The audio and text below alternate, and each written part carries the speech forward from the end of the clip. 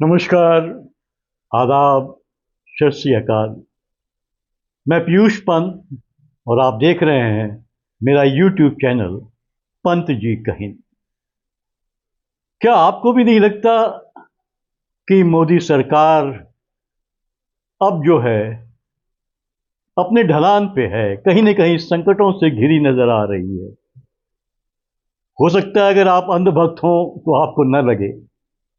लेकिन अगर एक जागरूक नागरिक हैं, आप चीज़ों को समझते हैं, देखते हैं, तो मुझे लगता है कि आपको भी ऐसा लग रहा होगा निश्चित रूप से कि अब मोदी सरकार में वो बात नहीं रही जो आज से 5-7 साल पहले थी। अब धीरे धीरे मोदी सरकार कहीं न कहीं जो है वो अम, अपने एक संकट काल में प्रवेश करती हुई नजर आ रही है। अब देखिए ना, जिस तरह से जो है कि क्योंकि मैं नहीं कह रहा हूँ, इसलिए कह रहा हूँ क्योंकि बाजार जो गर्म है वो इन अटकलों से गर्म है कि धर्मेंद्र प्रधान का तो इस्तीफा हो गया और एक ऐसी सरकार से हो गया, और जो अगर ऐसी पार्टी के मंत्री का हो गया जो एक कहती फिरती थी कि हमारे यहाँ कोई इस्तीफा नहीं होता। आपको याद होगा ये वक्तव्य आदरणीय राजनाथ सिंह ने कहा था कि हमारे यहाँ कोई इस्तीफा नहीं होता। लेकिन जनजी के आंदोलन जो हुआ जंतर मंतर पे, जिस तरह से देश के हर कोने से छात्र पहुंचे, उसके चलते जो है सरकार को झुकना पड़ा और धर्मेंद्र प्रधान का इस्तीफा करवाना पड़ा। अब ये देखिए, ये अटकलें चल रही हैं कि अमित शाह के इस्तीफे की मांग हो रही है। और देखिए जिस तरह से अमित शाह और मोदी जी अभी पिछला जो सत्र था, वर्षाकालीन सत्र, उसमें आए ही नहीं वो संसद के अंदर। तो इससे अटकलें और तेज हो जा रही हैं कि कहीं न कहीं जो है अब जो है कि मोदी सरकार जो है कहीं न कहीं जो है वो एक कमजोरी की तरफ बढ़ती हुई दिखाई दे रही है। और वो जब अगर संसद को वो अवॉइड करे, इस सवाल का अकाउंटेबिलिटी का जो सवाल उठाया गया था 20 जुलाई को, जिस तरह से जंतर मंतर के और संसद के आसपास जो जिस तरह से पुलिस की बर्बरता वहाँ हुई थी, छात्रों के ऊपर जिस तरह से हिंसा हुई थी, जिस तरह से उनको मारा गया था, उनके पैलेट गन छोड़ी गई थी, तमाम चीज़ों को लेकर जब सवाल पूछे गए विपक्षी पार्टियों द्वारा और खासकर कांग्रेस के द्वारा, राहुल गांधी के द्वारा, तो मोदी जी और यहाँ तक कि गृह मंत्री साहब, जिनके अंडर में ये सुरक्षा बल आते हैं, पुलिस आती है दिल्ली की, वो नदारत रहे, पूरे पूरे के पूरे सत्र में नदारत रहे। तो ये साफ दिखाता कि कहीं न कहीं जो है सरकार अब जो है सवालों का, सच्चाई का सामना करने से डरने लगी है। और इसीलिए अब देखिए अमित शाह के इस्तीफे की मांग होने लगी थी, काफ़ी जोर पकड़ रही थी, हालांकि अभी तक हुआ नहीं है। अब तो देखिए लेटेस्ट क्या है जो है कि वो गडकरी साहब, गडकरी साहब ने नागपुर में एक कार्यक्रम में इस तरह की बात कह भी दी कि अब मैं बहुत हो चुका, बहुत काम कर चुका, अब नई पीढ़ी को आना चाहिए, अब मैं जो है कि थक चुका हूँ और नई पीढ़ी को अभी काम संभालने चाहिए। तो लोगों ने ये अटकलें लगाए कि कहीं न कहीं वो जो है, वो जो चारों तरफा जो है उनकी आलोचना हो रही है, चाहे वो सड़कों का जो है निर्माण को लेके, जिस तरह की सड़कें जो है लगातार टूटती, हाईवेज जो है वो टूट रहे हैं, उनको लेके, या इथेनॉल E20 को लेके, और उनके बेटों के द्वारा जो जिस तरह से जो इथेनॉल की फैक्ट्री चलाई जा रही है और चीनी का दाम उसके चलते बढ़ता चला जा रहा है, इन सब से घिरे हुए गडकरी साहब ने अपने इस्तीफे देने की का एक संकेत तो नहीं दे दिया। ये अटकलें चल रही हैं कि अब उनका जल्दी ही इस्तीफा होगा या फिर जो केंद्रीय मंत्रिमंडल में फेरबदल होना है उससे उनकी छुट्टी कर दी जाएगी। और देखिए एक और उसमें जुड़ गया है, अब ये अटकलें हैं कि डोभाल साहब, उनका भी इस्तीफे की चर्चा हो रही है। कितना सही है गलत मैं नहीं जानता, क्योंकि ये चर्चा है और ये चंडू खाने की भी हो सकती है,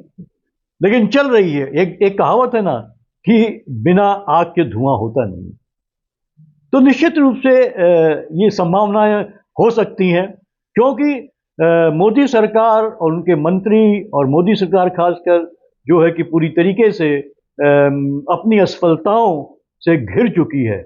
और उन्होंने देखिए जिस जन कल्याण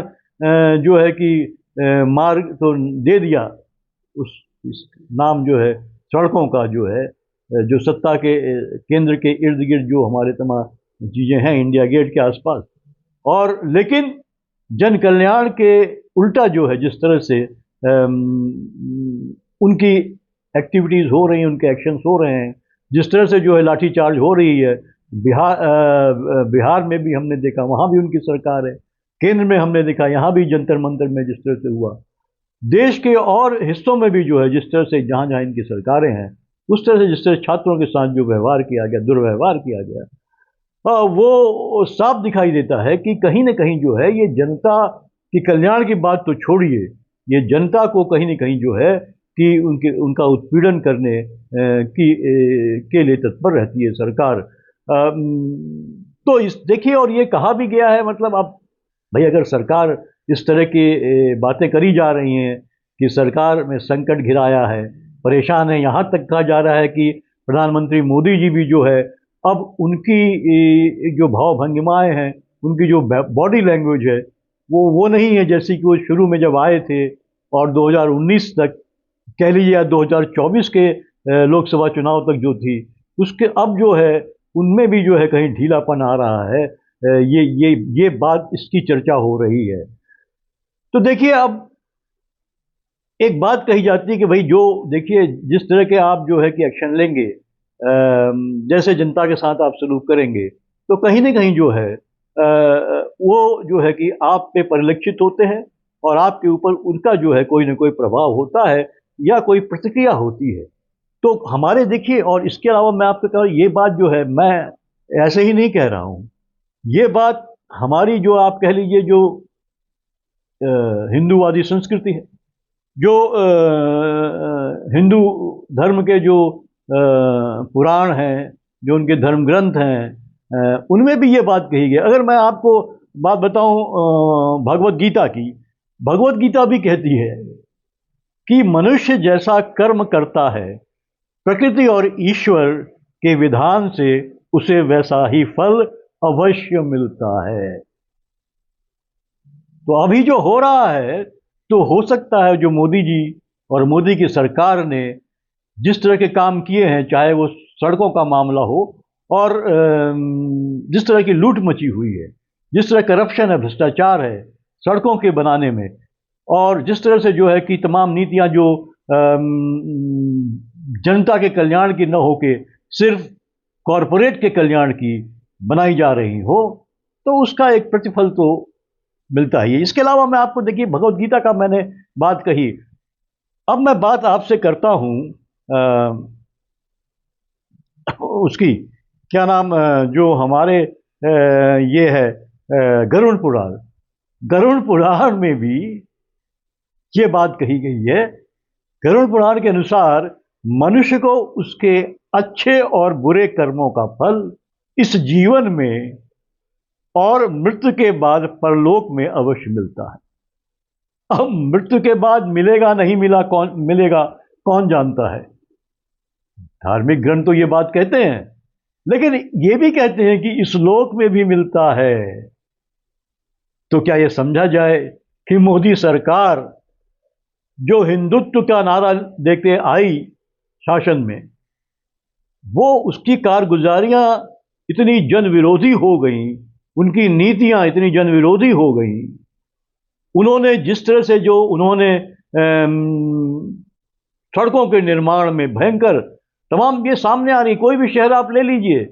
आप कितने एक्सप्रेस ले लीजिए, जो आपका ये अभी जिसको मोदी जी ने बड़े गर्व से कहा कि हमने गंगा माँ के नाम से दिया, गंगा एक्सप्रेस वे, वो जगह जगह बड़े बड़े गड्ढे हो गए उसमें। एक बरसात हुई, बुरा हाल हो गया उसका। इसके अलावा अभी दिल्ली से जो देहरादून का जो एक्सप्रेसवे बना है,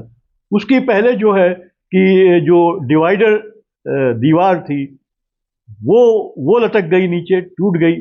और अब तो वहां पे भी जो है बड़े बड़े गड्ढे हो गए हैं। तो ये इस तरह से और भी जितनी भी सड़कें हैं, आप देखिए मुंबई में आप देखिए जो लिंक रोड थी, उसका क्या हाल हुआ, वहां भी यही हाल हुआ। तो इनके शासनकाल में जिस तरह के बड़े बड़े दावे किए गए, उसके उलट जिस तरह से काम हुए, जिस तरह का भ्रष्टाचार भयंकर हुआ है निर्माण काम। अब आप देखिए जो सबसे बड़ा, आप देख लीजिए ये बरसात में, आप गुड़गांव का हाल देखिए। आप गुड़गांव जो एक समय में जो है कि एक कहा जाता था कि एक मिसाल के रूप में कहा जाता था कि यहाँ पे जिस तरह का जो नेटवर्क है, जिस तरह की यहाँ पे रोड्स हैं, जिस तरह का पूरा इंफ्रास्ट्रक्चर है, और जिसके चलते एक आईटी हब बनने में कामयाब रहा गुड़गांव, आज क्या हाल है। अभी देखिए 2 दिन पहले जो बरसात हुई है उसमें गुड़गांव पूरा लबालब भर चुका। वहां तो ये आप कार तो छोड़ दीजिए, वहां बड़ी बड़ी स्कूल की बसेस पूरी डूब गई जब पानी का भरा हुआ। और तो और आप देखिए जो पानी बरसा है उसके चलते दिल्ली में भयंकर पानी जगह जगह भरा हुआ है, बाजारों में भरा हुआ है। इसके अलावा जो नया संसद भवन बना है करोड़ों से, जो अच्छे खासे पुराने संसद भवन को छोड़ के, ये मोदी सरकार की जिद के चलते जो नया संसद भवन बनाया गया है करोड़ों रुपए खर्च करके, वहां जो है कि एक तो अभी ये बात आई थी कि वहां कोई इस तरह का शेड नहीं बनाया गया और सांसदों को जो है कि पानी में भीगना पड़ता था। तो अब ये बात आई कि अब एक बनाया जाएगा शेड वहां। उसके अलावा अभी जो कल बरसात हुई है उसमें जो है कि ये नया संसद भवन में लबालब पानी भर गया। आप सोचिए, बड़े बड़े निर्माण होते हैं, लेकिन ये नहीं सोचा जाता कि अगर बरसात भी तो एक मौसम होता है ना। शायद हमारी ये जो एनडीए सरकार है और उनमें बैठे जो मंत्री हैं, प्रधानमंत्री जी हैं, वो ये भूल जाते हैं कि आप कोई भी निर्माण करते हैं तो उसके पहले ये देखा जाता है कि निकासी हम कहाँ देंगे, कैसे देंगे। क्योंकि वर्षा ऋतु भी होती है ना, जितनी ऋतुएं हैं उनमें एक वर्षा ऋतु होती है, और वर्षा ऋतु में जो है पानी बरसता रहता है। अब तो वर्षा ऋतु के अलावा भी पानी बरसता है, क्योंकि इस तरह से जो पर्यावरण का नुकसान हुआ है, जिस तरह से हमने पूरे पर्यावरण को एकदम तहस नहस कर दिया है, उसके चलते मौसम के मिजाज को आंक पाना बहुत मुश्किल हो गया है। तो एक ही बरसात में जो है पूरी पूरी नए नए निर्माण जो है वहाँ पानी से लबालब हो जा रहे हैं। यहाँ तक कि ये भी खबर आई और वीडियो चला कि बीएचयू परिसर में जो अस्पताल है वहाँ भी लबालब पानी भरा हुआ था, कमर तक पानी में जो पेशेंट्स है वो जा रहे थे वो। तो बताइए ये हाल है। तो इस बड़े बड़े विकास का दावा करने वाली ये सरकार, इसके कर्म जो है देख लीजिए आप, जो उन्होंने काम किए हैं, जो जमीन पे जो काम किए हैं, वो इस तरह से जो है बर्बादी की ओर ही इशारा कर रहे हैं। और शायद इसीलिए जो है कि इनके इन कर्मों से ही जो है कर्म ही लौट के आ रहे हैं, जो इनको एक्सपोज कर रहे हैं। हालांकि ढकने की बहुत कोशिश हो रही है, हर चीज को कानून बना के, बैन लगा के। अब तो देखिए जिस तरह से जेनजी ने जिस तरह का एक आंदोलन किया और जो हिम्मत दिखाई, उससे जेन अल्फा की भी हिम्मत बढ़ी है। छोटे छोटे बच्चे, 7वीं 8वीं क्लास के बच्चे, अपने स्कूलों की जर्जर जो हालात हैं, उनके शिक्षक नहीं है, वो उन चीज़ों को लेके सड़कों पे आ रहे हैं, स्कूल के बाहर आ रहे हैं, धरना दे रहे हैं। यहाँ तक कि वो कलेक्टर को, डीएम को मजबूर कर रहे हैं, आए विजिट करें, देखें। और तो और अभी जो हमने देखा बिहार में, एक 6 साल का बच्चा जिस तरह से जो है वो छात्रों के आंदोलन में शामिल हुआ, और उसने जो है ये कहा कि मैं गोली भी चाहे खा लूंगा, लेकिन हमको जो है मुख्यमंत्री का जो इस्तीफा चाहिए। तो जिस तरह से उन्होंने जो है कि छात्रों के साथ बर्ताव किया जा रहा है वो, और तो इस तरह से आप देखिए लगातार जो चीज़ें सामने आ रही हैं वो पूरी तरीके से दिखा रही हैं कि अब एयरपोर्ट में भी यही हो रहा है। एयरपोर्ट अभी नया नया जो एयरपोर्ट बने हैं, या आपका जो है कि ये जेवर का, ग्रेटर नोएडा में जो जेवर का एयरपोर्ट बना है, जिसकी बड़ी बड़ी जो है बातें उसके बारे में कहेगी, वहाँ एक बरसात में पूरा पानी लबालब भर गया, वहाँ टपक रहा था पानी भर गया वहाँ पे। तो सोचिए आप। तो इसलिए जिस तरह के काम हो रहे हैं इस सरकार के शासनकाल में, तो ये कहा जा सकता है कि वो काम आपके जो है उसका फल आपको मिल रहा है। चारों तरफ जो है सरकार की बदनामी हो रही है, सरकार एक्सपोज हो रही है। अब लगातार जो है बहुत से पत्रकार कह लीजिए, जो यूट्यूबर्स हैं जिनको कह लीजिए, वो लगातार जिस तरह से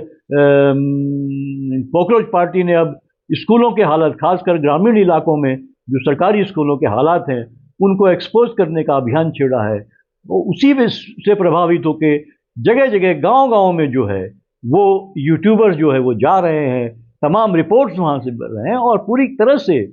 मोदी सरकार कहीं ना कहीं जो एक्सपोज हो रही है कि ढांचागत जो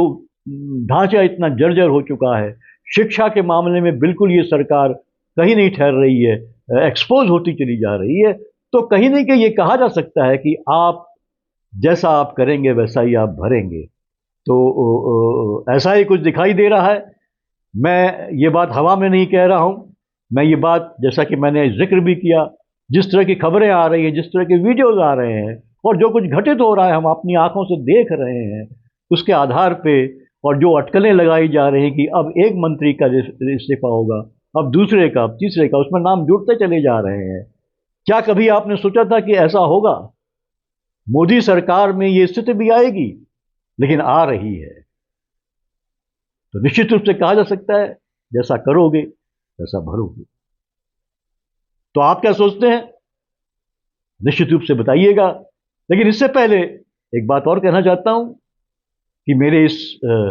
चैनल को आप जो है कि पसंद कीजिए, देखिए, पसंद कीजिए और इसको जो है सब्सक्राइब भी कीजिए।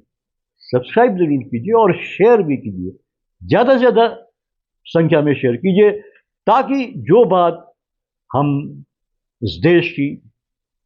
इस समाज की और खासकर आप लोगों की जो बात करते हैं वो ज़्यादा से ज़्यादा लोगों तक पहुंच सके। फिलहाल मुझे दीजिए इजाज़त, फिर मिलेंगे अगले एपिसोड में। नमस्कार।